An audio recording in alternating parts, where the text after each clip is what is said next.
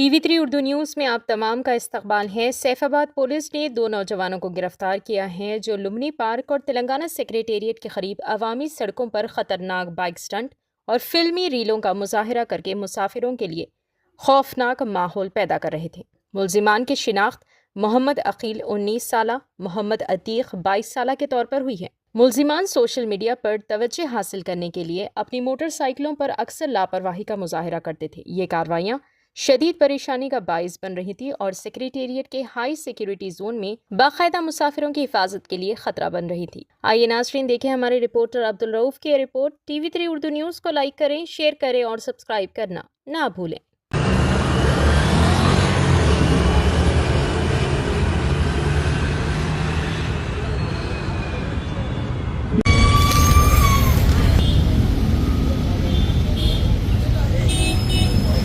photo పెట్టేవాడి